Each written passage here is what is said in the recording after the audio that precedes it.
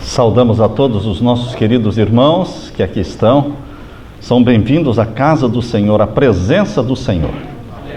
É privilégio estar na presença do Senhor. É privilégio ter um Deus para adorar. É privilégio ter um Pai a quem pedir, a quem agradecer, no ombro de quem chorar. Pés para depositar ali os nossos fardos e sairmos dali aliviados. Não seja aquele que se ajoelha aos pés de Jesus e se levanta carregando os próprios fardos. Não, deixe os fardos ali. Deixe que Ele cuida de você. Queridos, parabéns para essa equipe missionária que planejou e realizou estes 6 dias de preparo para a batalha. E agora vocês estão preparados para a batalha.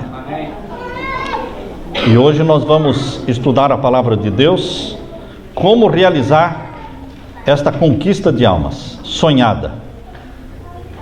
Fazer discípulos, como duplicar discípulos. Antes vamos orar ao Senhor. Pai querido que estás nos céus, na Tua presença estamos em busca da Tua graça. Derrama sobre mim e sobre os meus irmãos, os que estão aqui e os que estão assistindo através da internet. Derrama sobre todos o Espírito Santo. Realiza a obra, Pai. A obra que o Senhor tanto almeja, de nos tornar discipuladores. Que possamos não somente ser discípulos de Jesus, mas possamos ser discipuladores, duplicando discípulos, fazendo discípulos, fazendo também ganhadores de almas. Não só ganhando almas, mas ensinando as pessoas como também ser um ganhador de alma. Derrama o Espírito Santo sobre todos os que estão aqui, principalmente sobre os enfermos, sobre os doentes, sobre os deprimidos, sobre os angustiados. Suplicamos que o Espírito Santo se manifeste entre nós, em nome de Jesus. Amém. Amém. Salvos para salvar. Esse é o título da mensagem para hoje. Poderia ser chamada também de salvos para servir, ou salvos com propósito, porque Deus nos salva com propósito. Deus não nos salva para o nada. Há pessoas que pensam que Jesus os salvou para o nada, porque não fazem nada. Mas Jesus não nos salva para o nada. Eu li um pensamento de Henry Ford, e o pensamento diz assim: corte a sua própria lenha. Presta atenção. Henry Ford, o criador do carro, não é? Corte a sua própria lenha e aqueça-se 2 vezes. Quer anotar isso aí? Corte a sua própria lenha e aqueça-se 2 vezes. O que ele quis dizer com isso? Foi que o homem que corta a sua própria lenha não apenas aprecia o calor que vem dos troncos na lareira, mas também recebe o calor proveniente do exercício realizado em seu trabalho, enquanto cortava a lenha. Se queremos desfrutar as bênçãos do Senhor, as bênçãos do calor do Espírito Santo, nada melhor do que cortar a própria lenha. Vir à igreja, ouvir um bom sermão do pregador, sermão que Deus colocou no coração dele para alimentar a igreja, presenciar o belo louvor que o grupo responsável por esta área do louvor, ouvir as notícias do campo missionário, receber os relatórios trazidos por aqueles que saíram a semear no campo deste mundo, é edificante e aquece os nossos corações. Mas isso não é cortar a própria lenha. Estamos apenas usufruindo do calor que vem da lenha cortada por outros. Porém, quando nós temos o prazer de ler a nossa própria Bíblia, sublinhar a nossa própria Bíblia, pintar os versos da nossa própria Bíblia, nós estamos nos aproximando da vontade de Deus, estamos cortando a nossa própria lenha. Quando estamos dispostos a cortar a própria lenha, não estamos apenas nos assentando na arquibancada para assistir os cânticos, mas nós nos levantamos e com grande alegria nos unimos no louvor ao Senhor, que é a razão do nosso viver, e então com os corações mais do que aquecidos pela chama do Espírito Santo, saímos e proclamamos as boas novas da salvação. Jesus não nos salva para o nada. Jesus nos salva para nos levar a proclamar, testemunhar, fazer discípulos, ganhar almas. Queridos, o trabalho que o Senhor quer que façamos está na frente de batalha. Não somente nos ouvir e nos contentarmos com a palavra pregada, mas buscar por nós mesmos tudo aquilo que a Bíblia nos oferece. Sair pelas ruas, pelo trabalho, pela escola, pelos lares, nos hospitais, testemunhando, abrindo a Bíblia, orando com as pessoas, visitando as cadeias, orando com as pessoas. Quando planejamos fazer isso de forma regular, de forma semanal, estamos cortando a nossa própria lenha. Se você quer que o seu coração e sua alma estejam sempre ardendo de regozijo, de felicidade diante de Deus, não se conforme em simplesmente assistir o jogo. Entre no campo, não fique na arquibancada, entre, faça parte do time dos 24 que correm atrás de almas, que vibram com as almas. Como Henry Ford disse, corte a sua própria lenha e aqueça-se 2 vezes. Minha esposa me deu estas palavras. Ela disse, coloca no seu sermão, as palavras convencem, mas o exemplo arrasta para Jesus. Não é o blá blá blá, é o seu exemplo. Pelo exemplo, pelas suas ações, você arrasta as pessoas para Jesus. Jesus, quando nos salva com um propósito. Primeiro propósito, nos levar para o céu com Ele. Esse é o primeiro propósito para o qual Ele nos salva. Segundo propósito, nos fazer sair pelas ruas, nos colocando em lugares, em ambientes, onde Ele tem uma missão para nós. Exatamente como Ele declarou para Pedro. Abra sua Bíblia, em Lucas capítulo 5. Lucas capítulo 5, versos 8 a 11. O mesmo que Ele fez com Pedro, Ele quer fazer com você também. Lucas capítulo 5, e os versos 8 até o verso 11. E vendo isto, Simão Pedro prostrou-se aos pés de Jesus, dizendo, Senhor, ausenta-te de mim, que sou um homem pecador. Pois que o espanto se apoderara dele e de todos os que com ele estavam, por causa da pesca de peixe que haviam feito.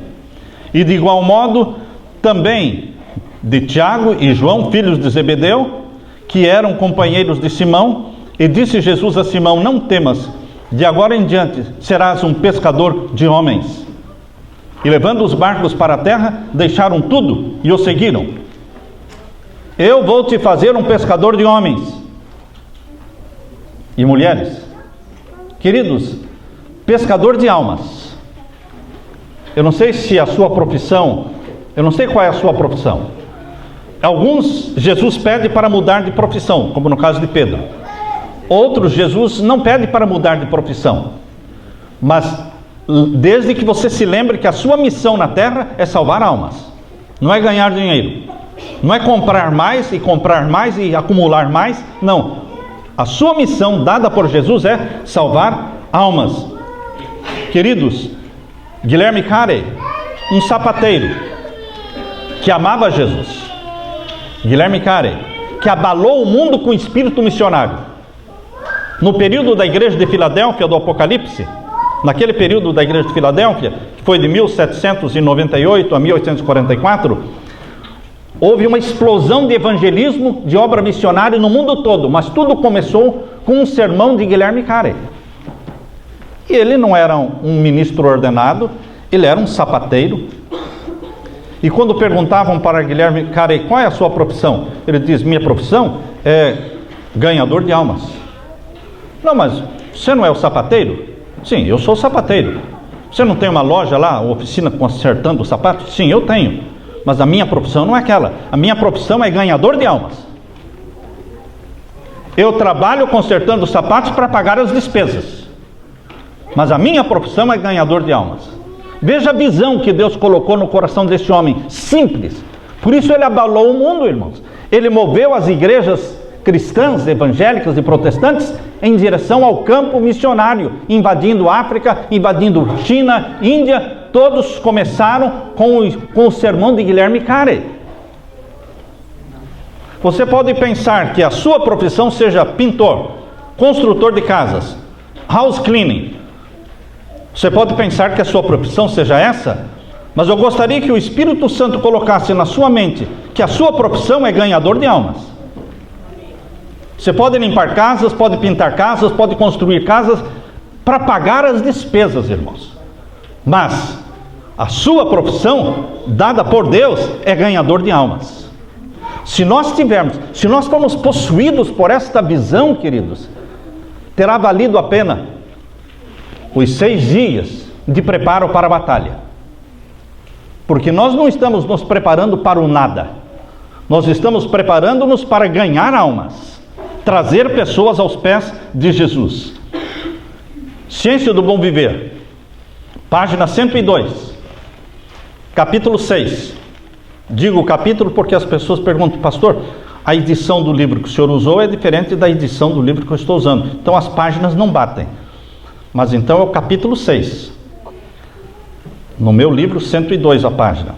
Todo verdadeiro discípulo nasce no reino de Deus como missionário. Eu nasci no reino de Deus como missionário, porque eu sou missionário. Onde eu estou dando estudos bíblicos. Eu venho da minha casa, que são 2 horas daqui, toda terça-feira à noite, dar estudos bíblicos aqui para um grupo de pastores evangélicos. Toda terça. Toda quarta eu saio da minha casa, 80 milhas de Jacksonville, e eu estou toda quarta em Jacksonville, dando estudo bíblico.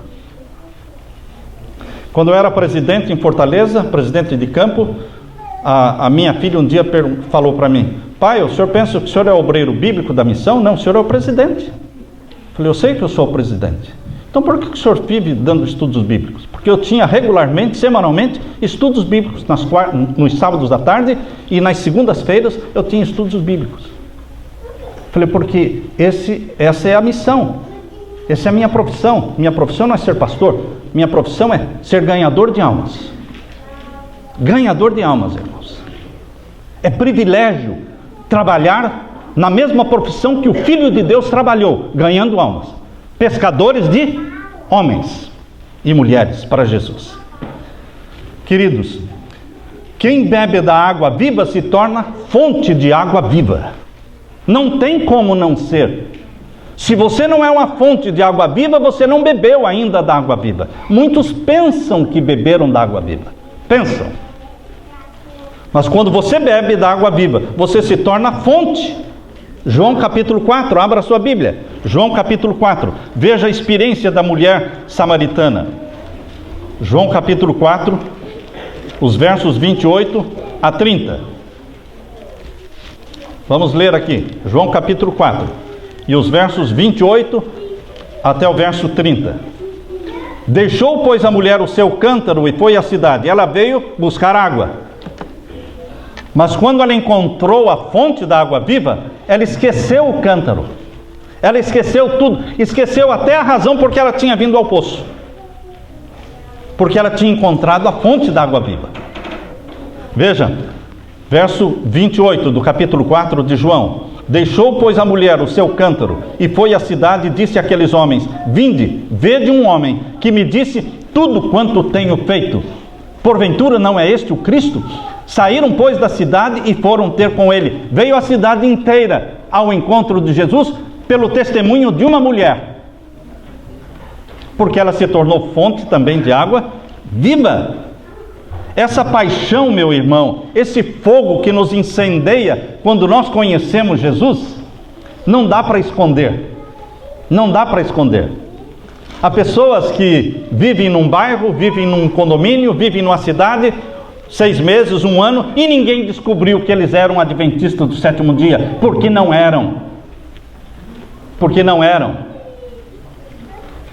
Porque não tem como você esconder, porque você canta de manhã na sua casa, você canta à noite, existem sons de hinos louvando ao Senhor, Um policial morava na frente de um ancião da igreja, lá em Connecticut, o irmão Rosales.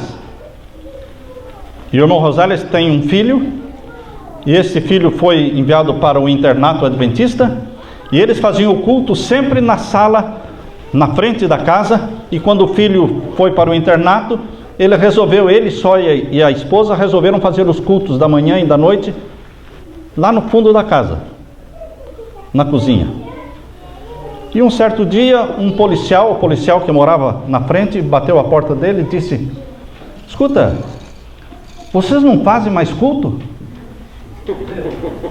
Ele disse: nós continuamos fazendo culto. Por que você está perguntando? Porque eu não ouço mais os hinos. O policial da casa da frente: eu não ouço mais os hinos. Não, então ele explicou: meu filho foi para o colégio internato, e em vez de fazermos o culto na sala, agora estamos fazendo lá na cozinha. Por isso, queridos, os vizinhos, as paredes têm ouvidos, irmãos. As paredes têm ouvidos. Não tem como você passar um anonimato. Se você bebe da água da vida, você se torna fonte de água viva. Queridos, está impregnado em você. Você passa isso. A minha esposa passa esse fervor, esta paixão. O tanto que ela agradece a Deus, ela contamina as pessoas com isso. Meu netinho de 3 aninhos, ontem eu estava aguando as plantas, não é? Sempre ela faz isto com o netinho perto dela. Vai aguando. E eu aguando ontem as plantas, e ela na casa da filha, cuidando da filha e da netinha que nasceu.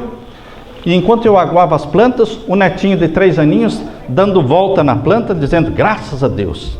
3 aninhos. Jesus cuidou da plantinha, graças a Deus. Eu fiquei olhando, né? É a Leila falando. É a Leila falando, porque ele assimilou, porque ela passa pelos poros esse espírito de gratidão. Ela diz que nós conseguimos muitas coisas de Deus louvando, agradecendo. Louvando e agradecendo, sendo dependentes de Deus. Não dá para esconder, meu irmão. Não dá. Deus, quem sabe, colocou você naquela escola ou naquele trabalho, não pensando no dinheiro que você vai ganhar, mas pensando nas pessoas que você vai salvar. É assim. Lucas capítulo 8, abra sua Bíblia. Lucas capítulo 8 e os versos 34 a 39. Na experiência do endemoniado gadareno. Lucas capítulo 8. Na experiência desse endemoniado que vivia nos cemitérios, nós encontramos uma lição que Jesus quer nos ensinar. Lucas capítulo 8 e os versos 34 a 39. Mateus fala que era um endemoniado. E Lucas fala que eram 2. Lucas capítulo 8, verso 34 a 38. Aqui temos Lucas capítulo 8, 34 a 38. E aqueles que os guardavam, vendo o que aconteceram, fugiram e foram anunciá-lo na cidade e nos campos. E saíram ver o que tinha acontecido, e vieram ter com Jesus. E acharam então o homem de quem havia saído os demônios. Mateus fala que eram 2, Lucas fala que era 1. Não tem problema nenhum. Essas foram as informações que foram passadas para Mateus, e as informações que foram passadas para Lucas foram informações diferentes. Saíram ver o que tinha acontecido e vieram ter com Jesus. Acharam então o homem de quem haviam saído os demônios, vestido. Quando Jesus entra na vida da pessoa, ele veste a pessoa. Prestaram atenção nisso? Atualmente falta pano, não é?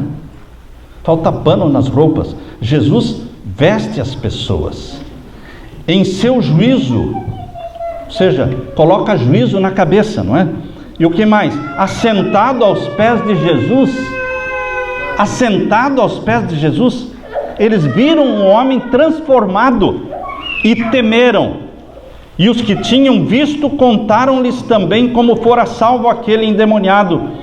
E toda a multidão da terra dos gadarenos ao redor lhe rogou que se retirasse deles. Eles não se alegraram com a salvação do homem. Eles ficaram irados e chateados porque perderam 2.000 porcos. Para eles eram mais importantes os porcos do que Jesus e do que o homem que foi transformado e salvo. Por isso pediram para Jesus se retirar. E quando você pede para Jesus se retirar, ele se retira. E o verso 38 diz: e aquele homem de quem haviam saído os demônios rogou-lhe que o deixasse estar com ele. Mas Jesus o despediu, dizendo: torna para a tua casa e conta quão grandes coisas te fez Deus. E ele foi apregoando por toda a cidade quão grandes Jesus tinha feito para ele. Queridos, este homem ex-endemoniado, ele nunca ouviu um sermão de Jesus. Ele nunca participou de um curso de treinamento de obreiros bíblicos. Nunca fez um seminário. Mas ele contava para as pessoas. Jesus pediu: você não vai me acompanhar por onde eu vou. Você vai voltar para casa. Eu vou embora, você fica. E conte na sua casa, e conte na vizinhança. E ele saiu contando. E ele foi o primeiro missionário de Jesus naquela região de Decápolis. E o que é que ele contava? Ele não tinha oratório, não tinha cursos, mas ele tinha o que contar. Jesus me curou. Jesus expulsou os demônios de mim. Existem muitos demônios que precisam ser expulsos, irmãos. As pessoas não acreditam hoje em possessões. E porque não acreditam em possessões, também não acreditam em libertação. Tem muitas doenças, meu querido irmão, que não são doenças, são possessões. Que não precisam de curas, precisam de libertações. Em nome de Jesus e pelo sangue de Jesus, precisam ser libertadas as pessoas. E você tem esse conhecimento. Você conhece o libertador, que é Jesus. E Jesus quer que você entre nas casas, imponha as mãos sobre as pessoas. Não ore só pelas pessoas, mas ore sobre as pessoas, impondo as mãos, expulsando o mal. Este homem se tornou um missionário de Jesus. Essa é a mesma verdade. Esse é o mesmo testemunho que Jesus quer que você dê. É simples, mas tem um problema. Você tem que ter o que contar. Você tem que ter o que contar. Se você me pede para fazer um sermão, queridos, depois de tantos anos pregando, não é difícil fazer um sermão. Mas é mais difícil você pedir. Não queremos sermão, queremos o seu testemunho. Existe um sermão no YouTube que o título é Meu Testemunho. O meu testemunho. Não foi um sermão, foi como eu encontrei Jesus. Nós temos que repetir e repetir o nosso testemunho e decorar e memorizar o nosso testemunho para poder dar o nosso testemunho para as pessoas. Porque um sermão pode ser refutado, um estudo bíblico pode ser combatido, mas um testemunho arrasta as pessoas. Procure memorizar, meu querido irmão, coisas pequenas e coisas grandes que Deus faz na sua vida. Anote tudo, data, lugar, circunstâncias, vai anotando e coloque tudo isso num testemunho, para passar o testemunho seu no momento em que Deus vai indicar. Deus vai fazer cruzar o seu caminho pessoas que precisam ouvir o seu testemunho. Não é sermão, não é estudo bíblico, é testemunho. É da sua história com Jesus. Uma vez um jovem chegou para um pastor e disse: pastor, como é que eu posso conhecer Jesus? Todo mundo diz que eu tenho que conhecer Jesus, mas como é que eu posso conhecer Jesus? O pastor disse: senta aqui, por favor. Pegou a Bíblia e começou a dar um estudo bíblico para ele. E ele disse: pastor, não, eu não quero um estudo bíblico. Eu quero que o senhor me conte como é que o senhor conheceu Jesus. Complica mais, não complica? Você tem uma história de como você conheceu Jesus? Ah, eu já nasci na igreja. Sim, eu também nasci na igreja, mas eu não amava Jesus. Eu fui conhecer Jesus com 17 anos de idade, irmãos. Depois do meu batismo, fui batizado com 13. Quando eu fui batizado, eu não conhecia Jesus. Há pessoas que conhecem Jesus depois de 20 anos como pastor. Há pessoas que, queridos, conhecer Jesus não é parte da faculdade, não é parte de nascer na igreja, não. Conhecer Jesus é uma experiência pessoal com Jesus. Clame por isso, busque, clame, grite: Senhor, eu quero te conhecer. Tome tempo para isso. Jesus me deu casa, me deu carro, me deu saúde, me deu uma esposa, me deu dinheiro para cobrir todas as minhas necessidades, me deu a salvação. E a gente tem que anotar estas coisas, mostrando que Jesus, ele se interessa por nós. O testemunho tem mais poder do que 10 sermões. O único problema é que nós temos que ter o que contar. Quando aconteceu isso? A pessoa vai perguntar. Aonde? Qual a data? Em que lugar? Você tem que ter os dados. Ou Jesus não fez nada na sua vida? Procure memorizar, procure relembrar. Será que Jesus não fez nada na sua vida? Será que o fato de você estar aqui hoje nos Estados Unidos não é um propósito de fazer com que você seja dependente dele? Porque aqui nós somos mais dependentes de Jesus do que vivendo no Brasil. Porque no Brasil nós somos cidadãos brasileiros, mas muitos chegam aqui e não são cidadãos americanos, então vivem naquela o quê? Naquela incerteza, naquela insegurança, naquele medo, e eles buscam mais, oram mais, fazem mais planos com Deus, vivem uma vida de mais intimidade com Deus, porque se sentem inseguros. Isso faz bem para Deus, quando vê você inseguro, porque você vai buscá-lo mais. Queridos, Deus quer que o nosso louvor acenda a Ele, levando o cunho da nossa própria personalidade. Vou repetir isso. Ciência do Bom Viver, página 100.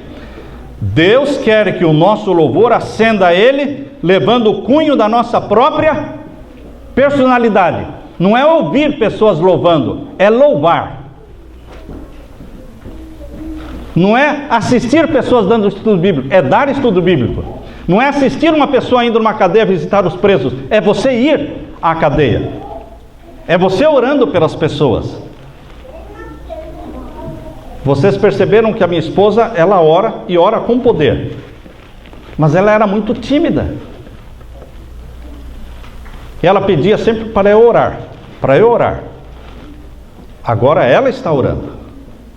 Ela está venceu essa timidez, rompeu esta barreira. Queridos, nós temos que cortar a nossa própria lenha e nos aquecer 2 vezes. No livro Ciência do Bom Viver, página 100, diz: é benefício para nós o conservarmos viva na memória cada dádiva de Deus. Anote. Eu pedi, Deus deu. Anota o dia e a hora. Eu pedi um milagre e Deus operou. Anota o dia e a hora. Vai incluindo, irmãos. Isso é precioso, isso vale ouro. Na hora de dar um testemunho, você não vai contar o que os outros fazem, vai contar o que Deus está fazendo na sua vida. Então é benefício para nós conservarmos viva na memória cada dádiva de Deus. A maior animação na mínima bênção que nós mesmos recebemos de Deus, do que em todas as narrações que possamos ler da fé e da experiência dos outros. Não importa Jesus ter ascendido ao céu há 2000 anos atrás, irmãos. Ele está mais perto de você hoje do que estava mais perto dos discípulos. Hoje ele está mais perto, porque naquele tempo ele não podia estar em 2 lugares ao mesmo tempo. Se ele estivesse em Jerusalém, não podia estar em Betânia. Se ele estivesse em Nazaré, não poderia estar em outra cidade. Mas hoje, quando ele subiu ao céu e enviou o Espírito Santo, ele está presente em todos os lugares através do Espírito Santo. Ele está mais próximo de você do que estava dos discípulos. E no livro Ciência do Bom Viver, página 104, diz: todo cristão deve ser missionário. Quantos cristãos? Todos devem ser missionários. Não é você dar sua oferta missionária, isso faz parte, mas você tem que ser missionário. Nem todos serão missionários do mesmo jeito. Uns não gostam de dar estudo bíblico, mas sabem fazer um bom pão. e faz um bom pão para distribuir para vizinhos, que você quer conquistar a amizade deles, você conquista a amizade fácil, meu irmão, dando coisas. Quem não gosta de ganhar? Não dizem lá no Brasil que de graça até injeção na testa? Ora, você quer ganhar a amizade daquela família? Dá o pão, dá presente para as crianças, você cava oportunidades, você fabrica chances e oportunidades para conquistar a amizade da pessoa, mas não só para ser amigo, é para levar a pessoa para Jesus. Jesus usava todas as oportunidades para atrair as pessoas para Deus. Quando você tem Jesus no coração e tem comunhão diária com Jesus, você vai ser abençoado por Deus e você vai olhar para cada pessoa que cruza o seu caminho como um candidato para o céu. Por que às vezes nós fazemos 100 milhas, 80 milhas para dar um estudo bíblico? Ninguém está me pagando. Ninguém está me pagando. É cansativo. Me dá um sono no caminho. Mas por que fazemos um sacrifício? Qualquer pessoa que cruza o meu caminho, eu vejo como candidata para o céu. E nós vamos aonde for possível, aonde necessitar, irmãos. Você começa a orar e jejuar por aquelas pessoas. Você faz uma lista de oração. Você já tem uma lista de oração? Naquela lista de oração você vai colocar o nome de todos os que você quer salvar. Depois que você tem essa lista de oração, você está orando e jejuando por essas pessoas, 1 semana, 2 semanas, 3 semanas, 1 mês, orando e jejuando por eles, regularmente, semanalmente. Vai chegar um momento de você se introduzir, ou introduzir a Bíblia. Você não vai ficar esperando a vida toda a oportunidade. Não, estou orando há tanto tempo por esta pessoa, esperando uma oportunidade.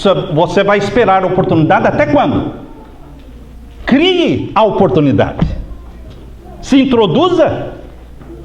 O que pode acontecer? A pessoa pode se ofender.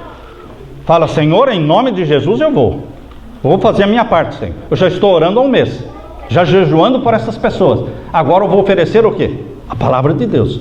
Vou me oferecer para entrar na casa delas, semanalmente, ou vou convidá-las para o culto na minha igreja. Queridos, não é só orar, é orar mais o quê? Ação. Orar mais ação. Eu vejo pais que oram pelos filhos, mas não agem. Não agem, não tem ação. Quando você pede, às vezes as crianças obedecem. Mas quando você pede e as crianças não obedecem, você age. Não fica assim: eu não quis obedecer. É simples assim? Não. Quando você pede e elas não obedecem, você o quê? Age. Eu já contei para vocês daquele pastor, aquele líder religioso, que ele era um ancião, chegou numa casa para conversar com o pai e com a mãe, e a televisão ligada e a criança assistindo os desenhos. Queridos, é terrível conversar com o pai e com a mãe com a televisão ligada. E o ancião disse: daria para desligar a televisão? Ih, pastor, nem fale, nem pensar. Nem pensar, porque se nós desligarmos a televisão, o menino vai abrir um berreiro ali, vai bater os pés, se jogar no chão aqui. E o ancião disse: você, como pai, me permite ir lá e desligar? Pois não, o senhor quer ir lá, pode desligar. Ele foi lá e desligou. O menino levou aquele susto, olhou para ele, ele se assentou e continuou conversando com o pai e com a mãe. E a criança ficou quieta. Tem pais que têm medo dos filhos. Queridos, é orar mais ação. Faça uma lista de oração. Ore e marque um jejum. Aliás, nestes 6 dias, preparando-se para a batalha, foi sugerido um dia de jejum. Não foi jejum somente esta semana, irmãos. Esta próxima semana também. Segunda-feira é o meu dia de jejum. Terça-feira é o dia da minha esposa de jejum. Nós já estamos nisso aí há meses e meses, irmãos. Queridos, nós temos que fazer a lista, nós temos que orar e jejuar pelas pessoas, e então esperar a oportunidade. Mas se a oportunidade não aparecer em 1 mês, coloca prazo, irmãos. Se a oportunidade, a chance não aparecer naturalmente, nós vamos nos introduzir com a palavra de Deus. E vamos entrar, e vamos falar, e vamos convidar. Andar por onde andou Jesus, irmãos, há pessoas que sonham ir para a Terra Santa, sonham visitar Jerusalém, sonham visitar o Monte das Oliveiras, Jardim do Getsemane, Mar da Galileia. O meu sonho é andar nas pegadas de Jesus, pela Terra Santa. Fica difícil, não, irmãos? Fica difícil, porque é muito gasto. E também, se você não é legal aqui, você sai, mas também não entra. Então, como é que você vai andar pela Terra Santa? Simples, simples. No livro A Ciência do Bom Viver, página 106, diz assim: não necessitamos ir a Nazaré, não necessitamos ir a Cafarnaum ou Betânia, podemos andar nas pegadas de Jesus aqui. Acharemos os vestígios dos passos de Jesus junto aos leitos dos enfermos. Acharemos os vestígios dos passos de Jesus nas choças e casebres da pobreza, nas grandes avenidas das grandes cidades. Em todo lugar existem corações humanos necessitados de consolação. Ande nos passos de Jesus, salvando. Andar por onde andou Jesus é alimentar o faminto, é ter uma verba para ajudar o pobre. Você tem uma verba para ajudar o pobre?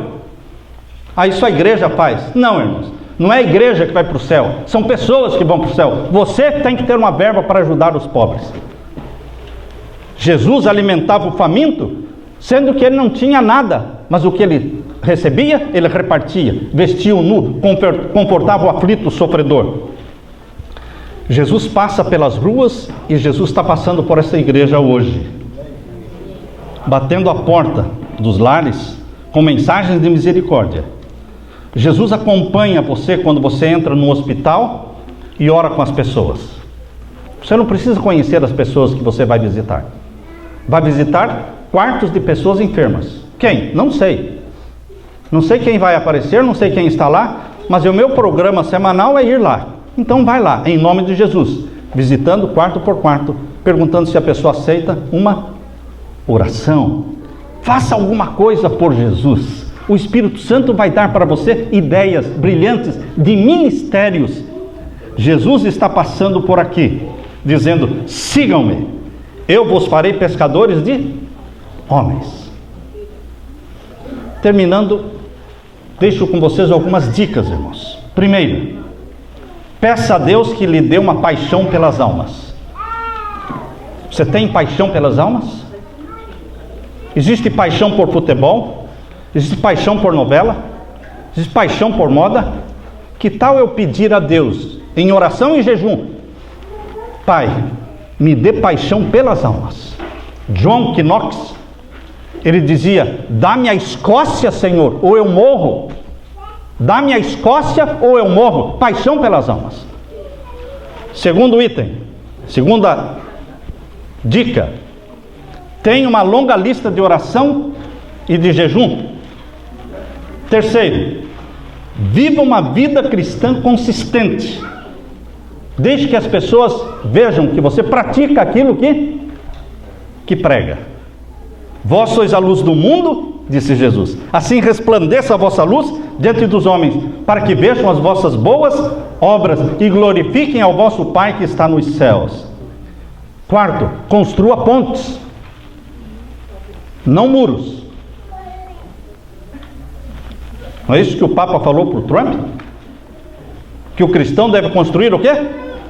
Pontes, e não muros. Então construa pontes. Como?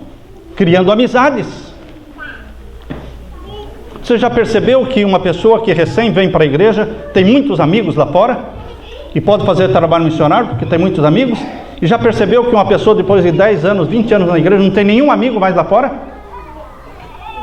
Porque deixou de fazer o quê? Pontes. Ele quer evangelizar, mas não tem nenhum amigo que não seja adventista. Nós temos que ter amigos que não sejam o quê? Da nossa igreja. O nosso campo missionário tem que existir. Faça pontes. Procure estabelecer relacionamentos com amizades. Lembre-se de como Jesus entrou na casa de Zaqueu, o rico Zaqueu. Eu imagino que a casa de Zaqueu se encheu de homens ricos naquela noite que Jesus foi dormir na casa de Zaqueu. Queridos, quinta Dica: procure memorizar o seu testemunho. Repita o seu testemunho. Antes de falar para os outros, fale para você mesmo, memorizando e repetindo o seu testemunho. Sexto, se a oportunidade de testemunhar não vier naturalmente, crie a oportunidade. Sétimo, não se apresse com os resultados, porque os resultados muitas vezes demoram. A questão de mais de um ano atrás, a minha esposa e eu estávamos em McAllen, no Texas, visitando o nosso filho que morava em McAllen. Hoje ele mora no Mississippi. Ele é capelão lá num colégio internato em Mississippi. Mas quando estávamos lá em McAllen, uma família hispana, mexicana, demonstrou interesse em estudar a Bíblia. Eu nunca tinha dado estudo bíblico em espanhol.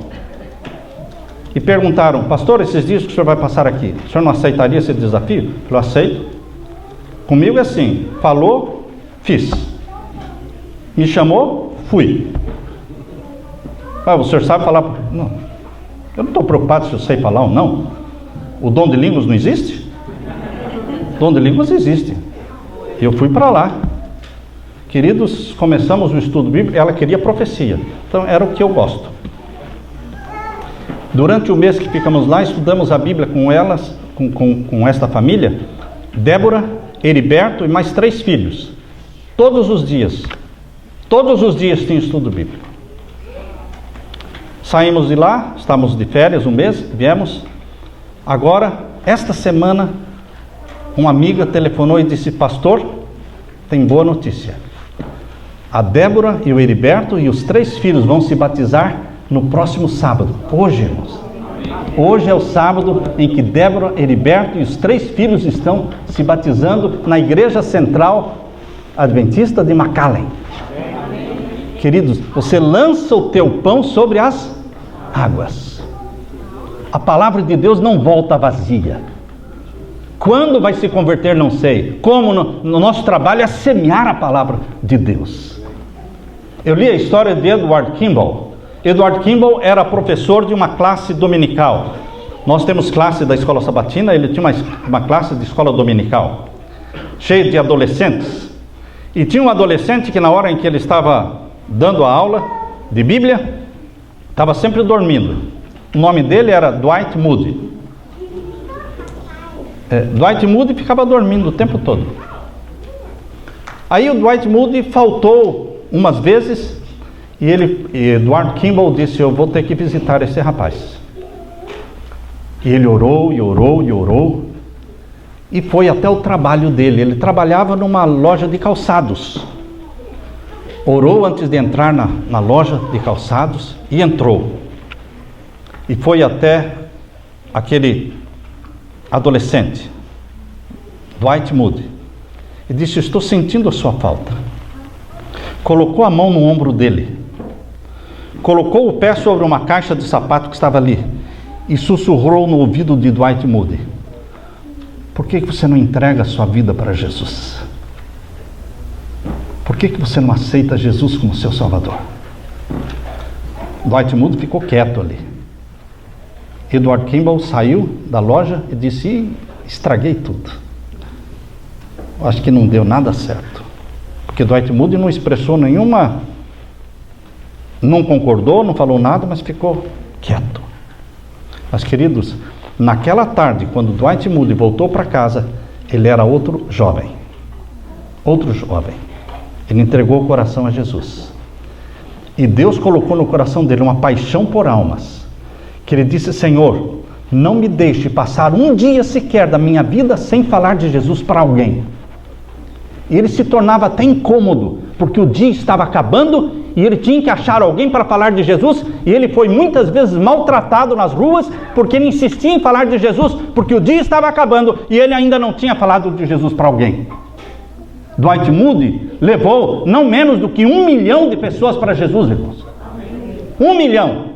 Nunca foi pastor ordenado. Não foi aceito para ser batizado na igreja. Porque quando ele pediu o batismo, os pastores lá da tribuna perguntar para você, então me conte alguma coisa que Jesus fez na sua vida. Ele ficou nervoso e não se lembrou de nada, então você não está preparado para o batismo.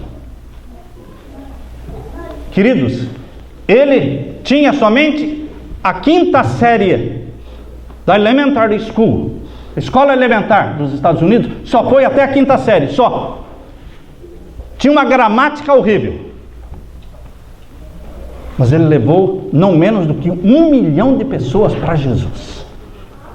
E tudo começou com quem?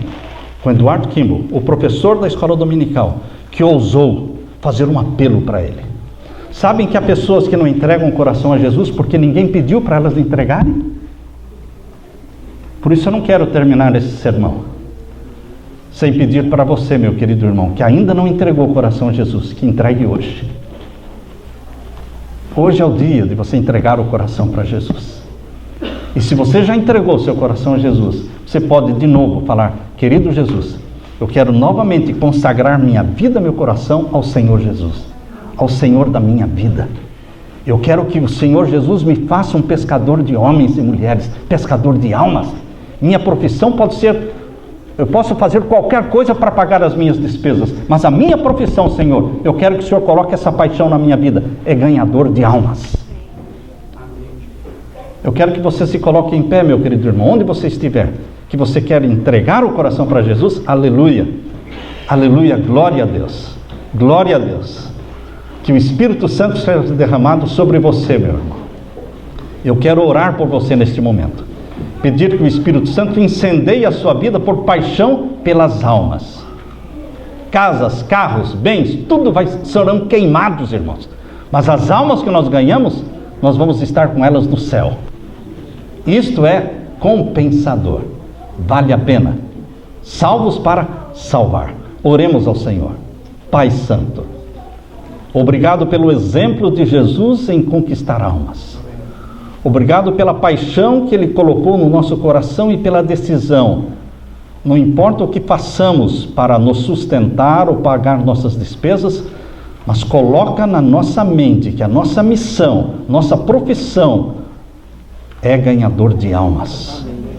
Pai eterno, que o Espírito Santo cele a nossa decisão feita nesta hora, diante do Senhor Jesus, diante do céu. É em nome de Jesus que pedimos. Amém, Senhor. Amém.